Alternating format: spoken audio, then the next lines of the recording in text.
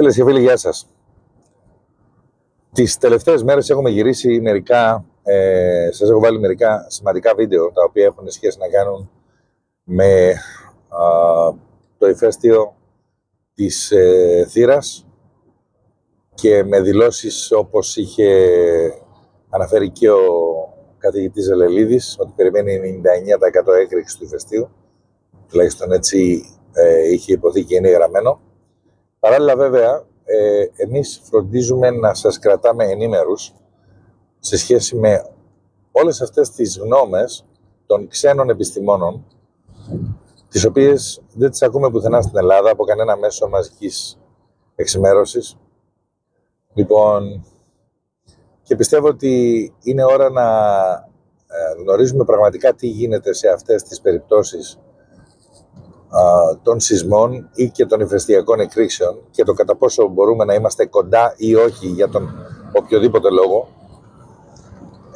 Υπάρχουν πάρα πολλά πράγματα τα οποία αποδεικνύουν τα του λόγου το αληθές, όπως και στο τελευταίο βίντεο σας είχα παρουσιάσει πάρα πολύ σημαντικά γεγονότα, αλλά και ερωτήσεις πολύ σημαντικές σε σχέση με τον θαλάσσιο βίο και με όλες τις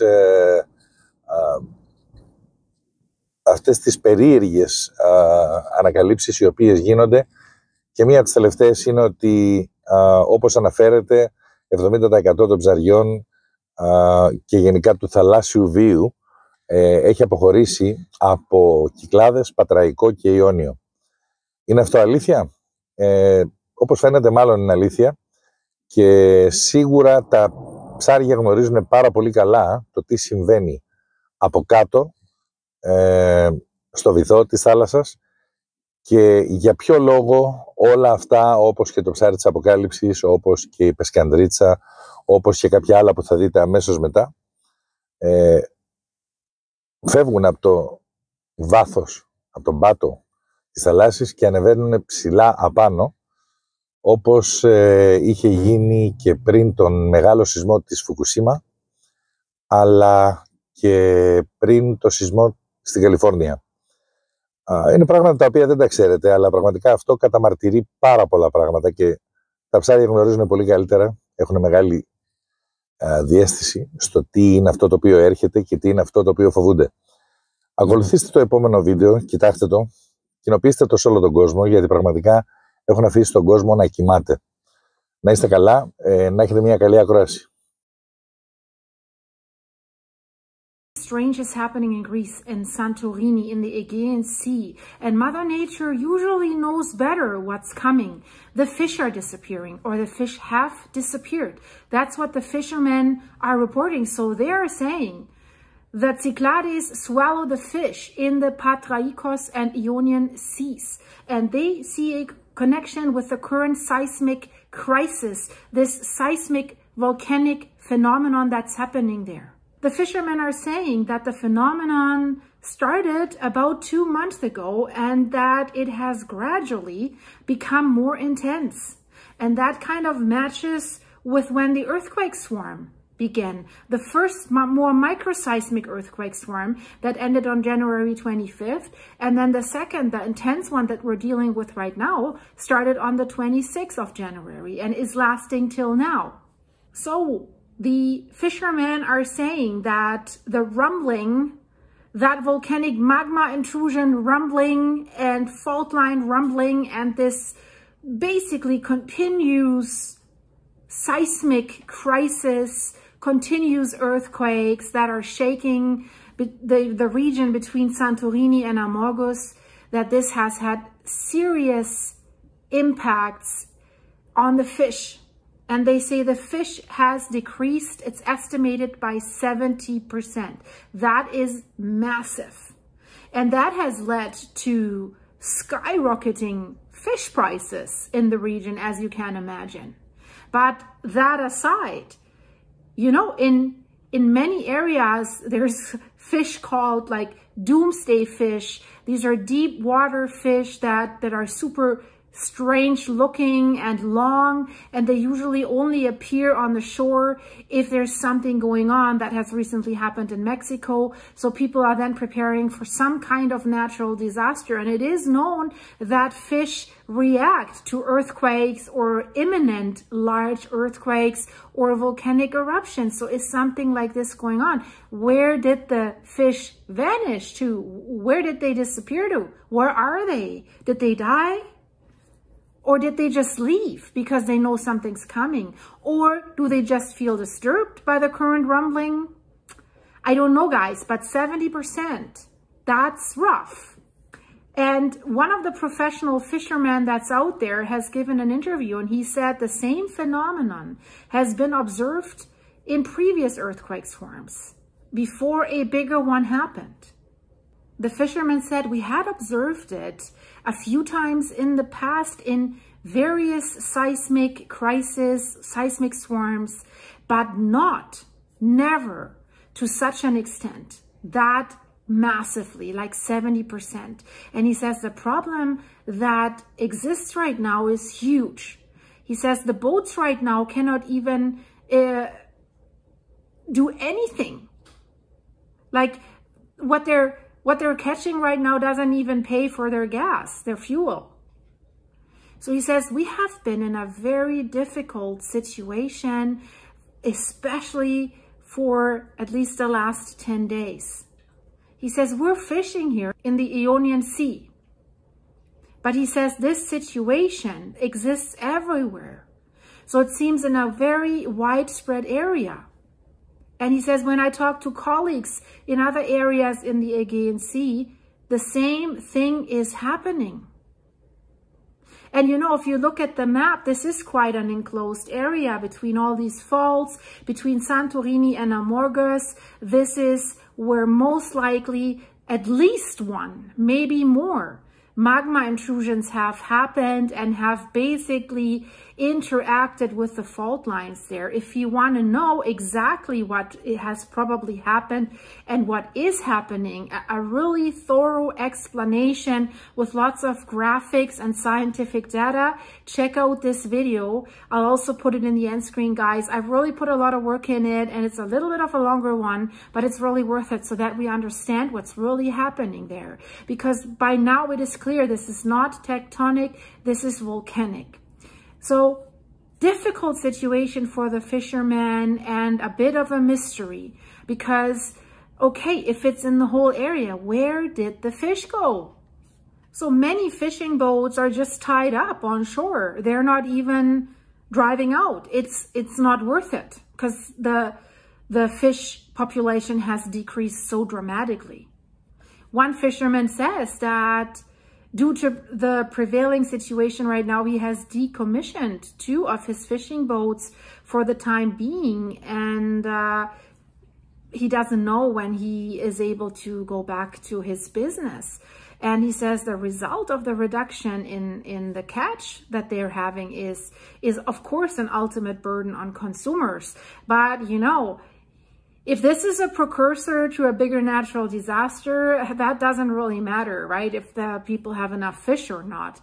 But he says there's a shortage of fish, and prices, he calls them fishmongers, have increased precisely because of this shortage. So there is a serious problem. And he says, on the other hand, people do not have the money to pay more for that fish. And of course, it's an important factor of what people eat in these regions. And of course, also for the restaurants, tourist season is approaching, but tourist season is already hurting because people do not really want to go there right now because there's so much insecurity. Will we see a bigger 7.7 earthquake again, like 1956? Will we see some underwater eruptions? Will we see some eruptions at Santorini? Nobody really knows. But again, watch my video. There's a very good explanation. He says, well, people already had problems buying fish financially in Greece, right? Greece is struggling. But he says now it has become prohibitive for the majority of the consumer public. And they say more fishermen confirm this shortage. They say we start fishing at 6 in the morning and we return at 7 in the evening, and there's a dramatic reduction in fish, and everything indicates that this event is related directly to the earthquakes. So is it a precursor phenomenon in earthquakes, as it really is in many countries all over the world? If the fish behave strangely, or they washed up dead on the shore, or these, like how they're called, doomsday fish, wash up, that usually are at very, very high depth of the ocean, that you never ever see them or catch them when you fish. If they all of a sudden show up, it's usually, it could be that it is proof that there is some disturbance down there. So scientists indeed do attribute the disappearance of the fish to the current earthquake crisis, and they are speaking of a precursor phenomenon of earthquakes, maybe even underwater volcanic eruptions, who knows? So they relate it to the burden of seawater from various gases that are released from the bowels of the earth after each earthquake. But it could also be from volcanoes. We know that they have detected gas, not underwater, but at the Santorini caldera, at the Neo Kameni Island in the middle there. But also, if you see at the underwater volcano Colombo, there are these fumaroles coming out of the seafloor. It's bubbling. There's gases coming out of the seafloor. But can that be so massive that it affects the whole area? Or are the fish feeling more small microseismic tremors that tell them something big is coming? They could also feel these massive magma movements underground, these magma intrusions that are causing tremors. So it is linked to low frequency electromagnetic waves. That's what many scientists are saying, and they affect the behavior of marine organisms. So that seems to come after each earthquake.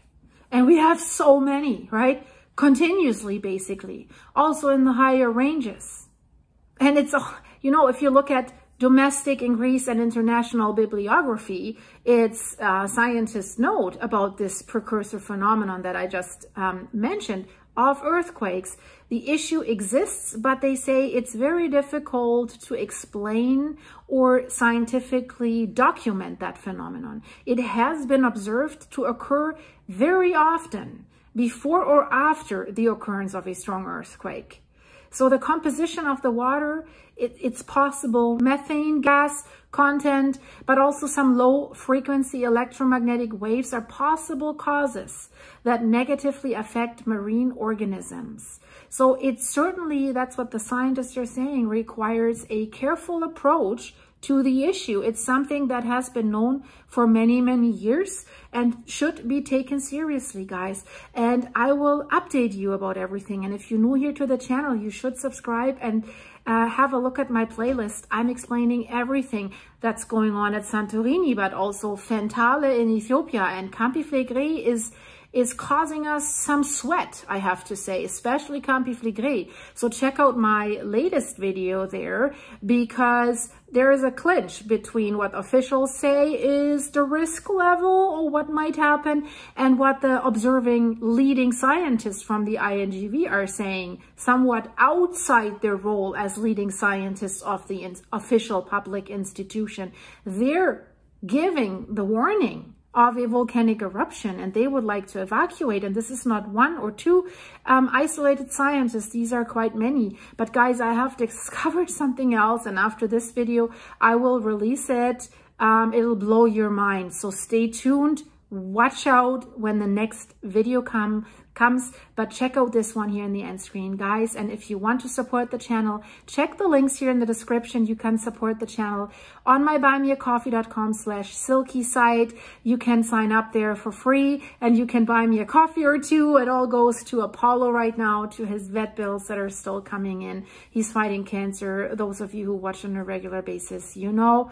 And something strange is happening right now across the world, but really in the deep oceans, in the deep abyss. We're having these deep sea creatures swim up from the depths towards the light.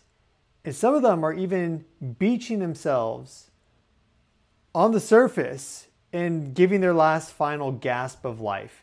And these deep sea creatures very rarely ever do this. And specifically, we've been seeing oarfish come up, which are known as doomsday fish, because folk tales tell of how oarsfish, when they rise up to the surface, there's about to be some sort of large dramatic event, typically an earthquake.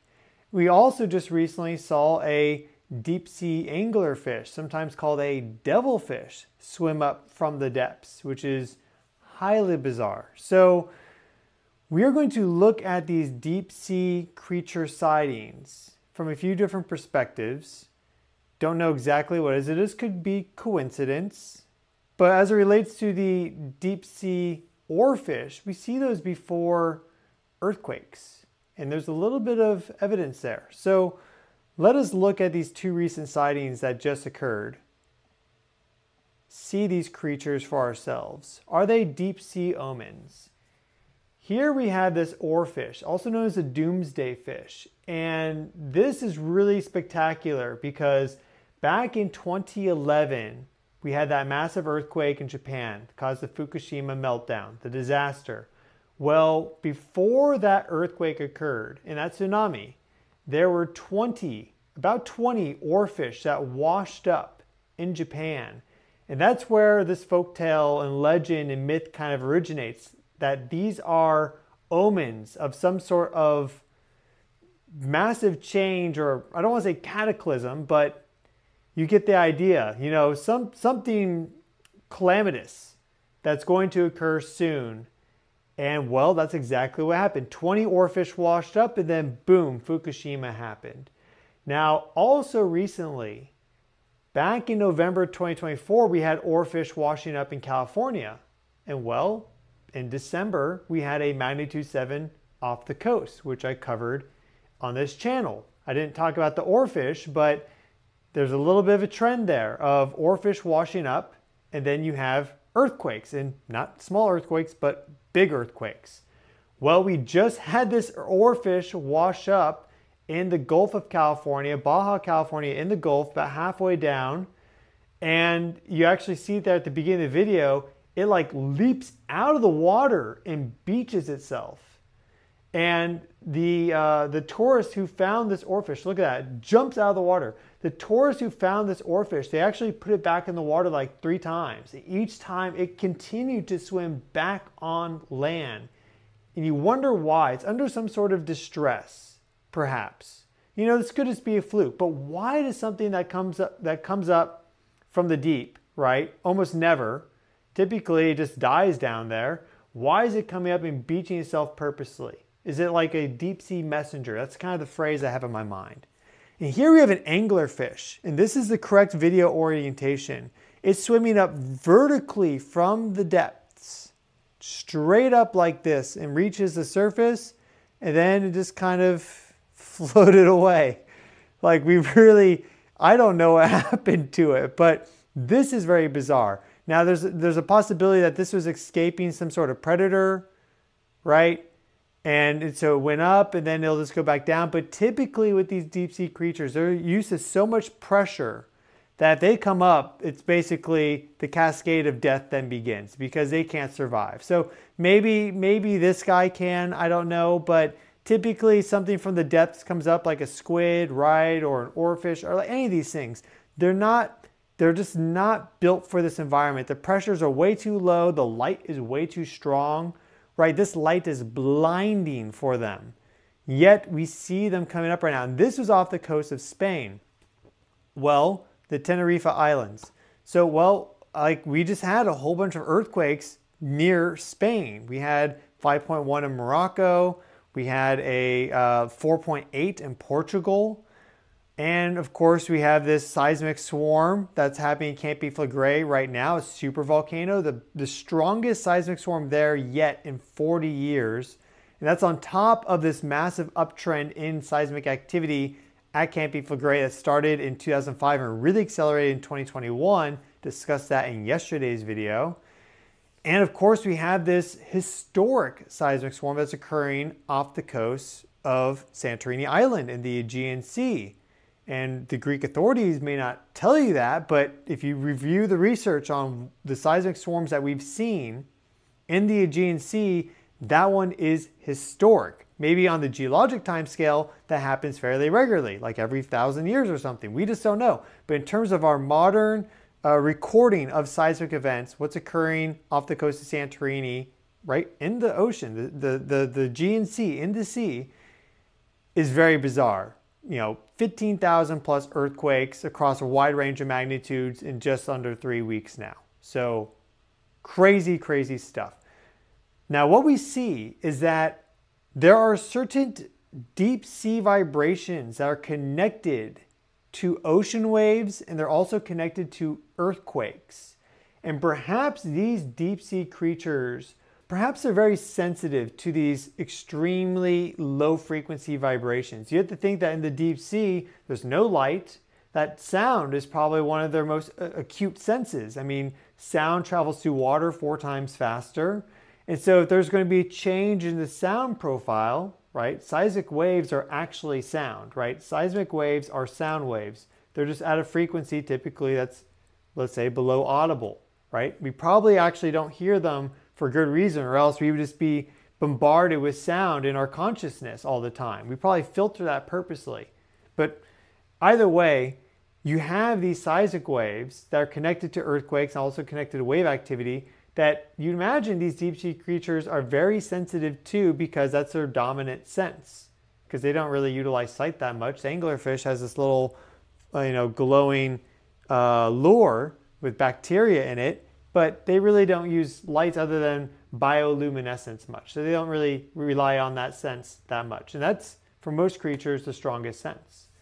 The interesting thing about these ultra low frequency natural earth vibrations is they also connect, we know, to our own autonomic nervous system very strongly. And so there's a basis for that connecting to us and that connecting to these deep sea creatures. Thank you, Melissa, for the super thanks. Namaste, namaste. Amazing, amazing, amazing. So let us look at some of this data. Let's talk about Earth's hum and microseisms. And we're also, by the way, right now in some enhanced geomagnetic activity, which also there's evidence enhances and changes and just alters these ultra low frequency vibrations within ourselves. So it's all connected together. We're going to explore that and more in today's video. So let us go and explore Earth's hum and microseisms first. This is really fascinating because I like to learn about energy just across the frequency profile. You have 0 to infinity as it relates to frequency. These are just fluctuations, right? 1 hertz is 1 pulse per second. And there's always just a natural background energy potential at across the entire frequency range. And so as you go closer to 0, it gets kind of wild, because approaching 0 in fact is effectively like approaching infinity. Right? You can just keep adding zeros, basically, and just get these lower and lower and lower frequency waves of these longer wavelengths that pulse very, very, very slowly, right? Well, if we look at the background seismic frequency profile, most notably, we see these microseism peaks. We see 0.1 hertz there. This is 1 hertz right there. We see one at approximately 0.06 hertz and another that kind of peaks up at 0.17 hertz. You'll notice that our amplitude here, measured in decibels, right? These are quite a bit higher in their decibel count than what we call Earth's hum. But we also see this extremely low frequency spectrum right here, made up of a whole bunch of waves, slightly enhanced over normal. This is known as Earth's hum. It ranges from 0.03 hertz to 0.015 hertz. And that has a pulse rate of 1 to 8 minutes. So every minute to every 8 minutes, whoa, you get this low amplitude, but still over baseline pulse of seismic energy. And again, seismic energy is sound energy. So this is an actual sound frequency, well below the range of audible hearing, because our typical bottom range of hearing is 20 hertz. So this is 0.003 to 0.015. That's way below 20 hertz, orders of magnitude. You're not going to hear this with your ears. Perhaps you could feel that with your body. I'm not going to discount anyone that, perhaps says they're able to kind of feel these energies at times. We just don't know. But we see we have Earth's hum and we also have microseisms, and both of them are created from ocean waves. But Earth's hum is also kind of connected to earthquakes and global earthquake activity. So let us learn a little bit more about microseisms before we get into Earth's hum, and then we're going to talk about what's happening right now in terms of earthquakes and geomagnetic activity before we get to our gong meditation. We're going to do a meditation at the end using the gong. I'll put that up, I'll play that, and perhaps by entering into that deep abysmal place yourself, you'll be able to kind of connect to some of these energies and pull them out and share them in the comments, because none of us are going down to the bottom of the ocean with a submersible. There's really no way to explore the deep abyss where only 5% of the ocean's been explored, if that. And so this perhaps is the best way for us to kind of connect to these energies and find out why these deep sea creatures are coming up. Is there something impending that we should be aware of? Or is it just coincidence? So we'll kind of go there ourselves in this video too after we present the data. So primary microseisms are caused by the coupling of ocean energy into the sea floor as the wave approaches shallow water. The amplitudes of primary microseisms and secondary microseisms are proportional to each other near coastlines. So you have these waves, they exert this pressure wave, and then as they get closer, that then propagates out more horizontally across the seafloor, and that creates these microseisms. And you have secondary ones too. They occur when ocean waves of the same frequency traveling opposite directions meet. So here we have these surface waves on the ocean, they meet, they create this acoustic disturbance that travels down, and then we get these seismic waves that are measured at the surface with seismometers or perhaps even ocean bottom seismometers, and we also have them go out, of course, further out towards the ocean that way because they just propagate out in all directions. And you imagine 3D ocean, they're actually just constantly being generated, these pulsations across the seafloor, some of them being measurable out into the continental interior, for example. So they're very strong, these microseisms at the coast, and then they diminish as you go further into the continent. They also change based on the season. So we see these microseisms, which have peaks from about 0.05 hertz to 0.5 hertz or so. They change seasonally and also depending on where you are on the globe. Now, Earth's hum also has variations across the globe, and this is the one that's connected more to earthquakes, and it's even lower frequency, the lowest frequency vibrations that we really pick up with seismometers. But I want you to notice the location of where Earth's hum is the strongest. And here's the research paper. If you want to learn more about Earth's hum, this data graphic is from this paper there. Just type in that DOI, boom, you'll go right to it. We see here areas that are strong, that are yellow, and then areas that are weaker, which are blue. And you'll notice quite a lot of strong, basically Earth's hum is stronger along the Ring of Fire here, right, where you get a lot of earthquakes. You'll notice that we get a patch right there that's strong off Southern California, which is where that oarfish washed up. I think it was like a couple oarfish that washed up in November, October of 2024. And then also you'll notice that Earth's hum is fairly strong here where the deep sea anglerfish washed up. So coincidence? I don't know. I'm just presenting the fact that these locations have Earth's hum stronger than other locations like the interior here, right? You see the interior, but also other parts of the ocean have weaker seismic hum. So it has weaker seismic hum, you could say. But we also see it here, for example, very strongly off the coast of Japan, which is where in 2011 we had those like 20 so oarfish, these doomsday fish, wash up. And after that occurred, there was that 2011 earthquake, Fukushima disaster, you know the rest. Very, very powerful earthquake and tsunami. So we're seeing these deep sea creatures literally come up to the surface where Earth's hum is very strong, and we're seeing them do that before notable geophysical events like earthquakes and tsunamis. Yeah, so it's bizarre. Now, if we go a little bit deeper into this, right now we are actually in the middle of some enhanced geomagnetic activity. We see it here with our geospace delta B map. This is right now as I'm filming this. So this is February 19th, early in the morning, Universal Time. I'm in California, so it's still February 18th. It's evening for me. But we see these magnetic field fluctuations that are occurring because we had a tiny coronal mass ejection impact the Earth. And that starts these magnetic field fluctuations. Well, the frequency range of these magnetic field fluctuations often are in that same frequency range as seismic hum, Earth's hum, microseisms, all sub 1 hertz. Those are known as geomagnetic pulsations, and they travel and pierce really deeply into the Earth because they are of such a low frequency. Now, these are magnetic field fluctuations. These are not sound fluctuations, but they have the same frequency range. And so if you have an animal that is sensitive to sound and also to electromagnetic rhythms, we know a lot of deep sea creatures have magnetoreception, sharks, turtles, and more.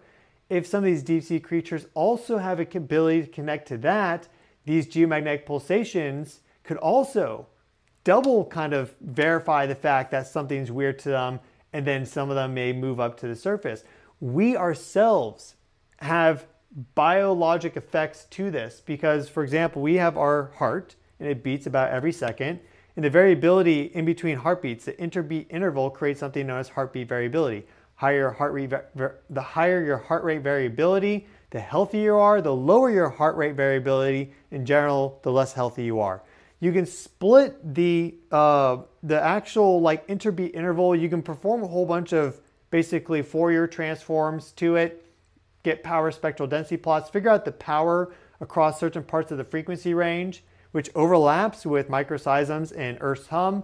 And you'll notice, and what they found is that during geomagnetic disturbances like a geomagnetic storm or a high-speed stream impact or something like that, the low frequency and the ultra low frequency parts of the power spectral density of your heart rate variability go down, like they diminish. There's this connection between our lowest frequency heart rhythms.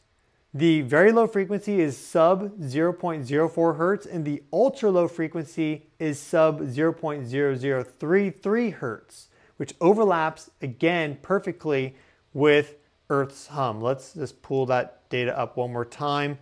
You can see here Earth's hum 0.003 to 0.015, and so our very low frequency rhythms are sub 0.004 hertz or sub 0.04 hertz, and then our ultra low frequency heart rhythms are sub 0.003 hertz. So this frequency range right there, though this is sound, also is about the same frequency range as our lowest frequency heart rhythms, which are disturbed when there are geomagnetic disturbances, which affects our health and wellness.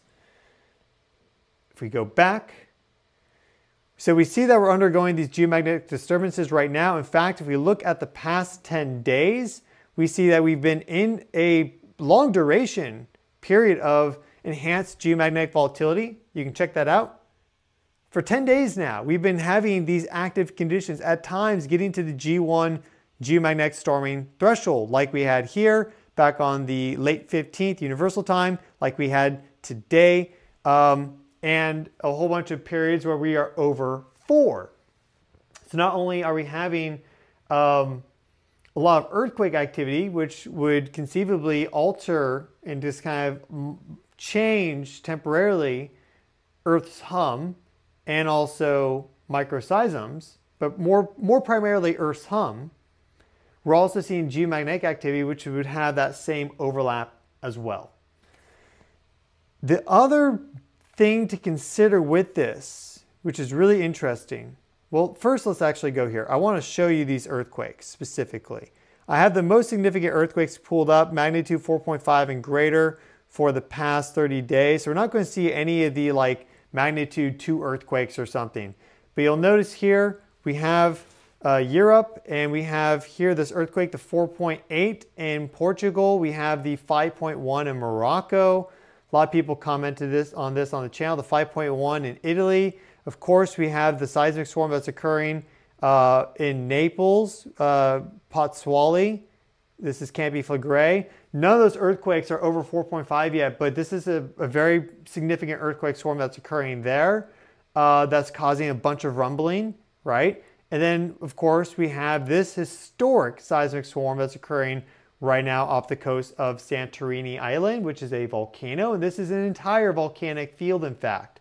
And so this is notable. The overall energy released from this is now like a magnitude 6.3 or so. So there's been stronger earthquakes. We had that magnitude 7.6, in fact, in the Caribbean, right off the Cayman Islands. That should pop up. If I go over here, there it is, right?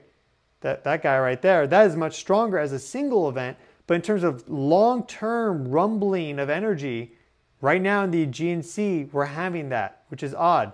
You know, this isn't, there may be aftershocks here, but this 7.6, it hits, it's a very large amplitude spike, but then it decays pretty quick, right?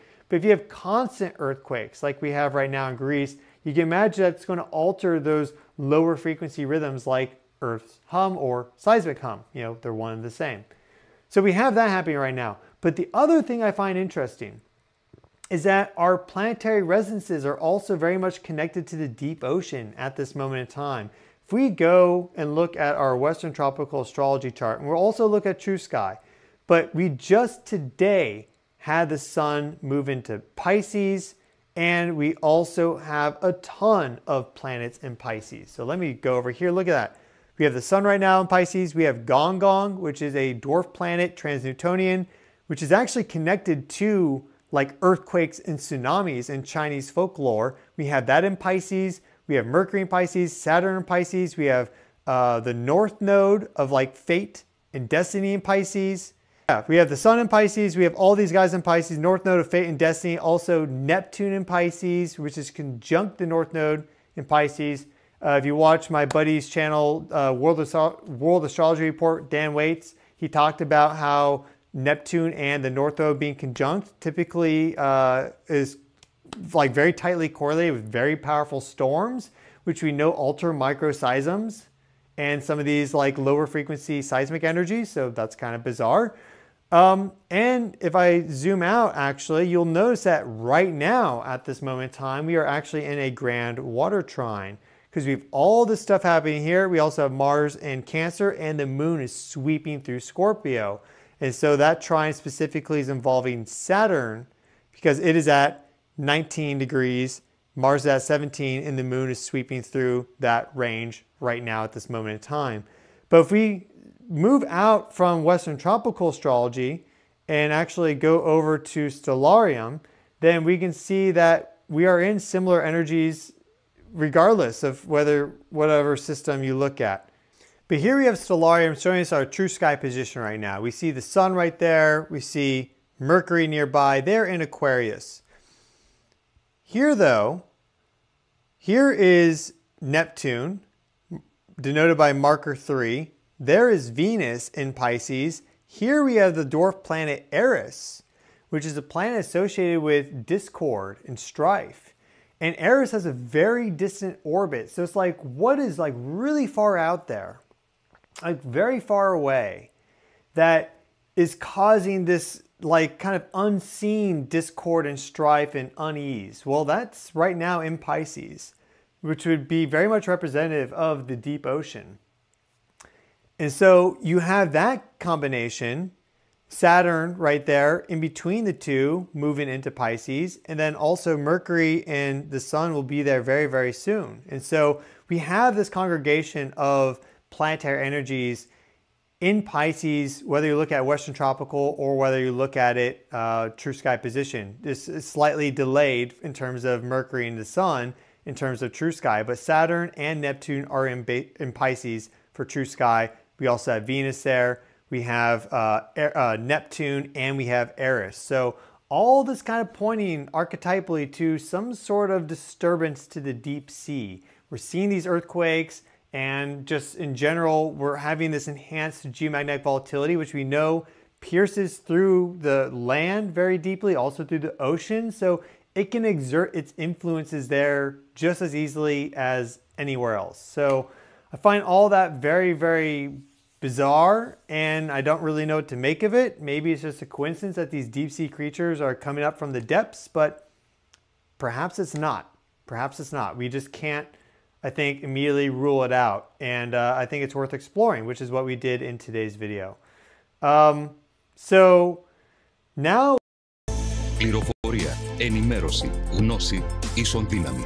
Σε μια εποχή που η λογική βρίσκεται υποδιωγμών, το διαδικτυακό κανάλι Social Media ORM Group και οι θυγατρικές διαδικτυακές του σελίδες πρωτοστατούν, παρουσιάζοντας σε καθημερινή βάση επιστήμονες αλλά και ενεργούς πολίτες της διπλανής πόρτας στον αγώνα της αμερόληπτης και με ήθος ενημέρωσης κόντρα στην κατευθυνόμενη προπαγάνδα των συστημικών μέσων μαζικής παραπληροφόρησης. Σας καλούμε να στηρίξετε την ανιδιοτελή μας προσπάθεια. Και η ελαχιστότατη συνδρομή σας είναι πολύτιμη για να μείνει αυτή η πατριωτική φωνή δυνατή. Social Media ORM Group.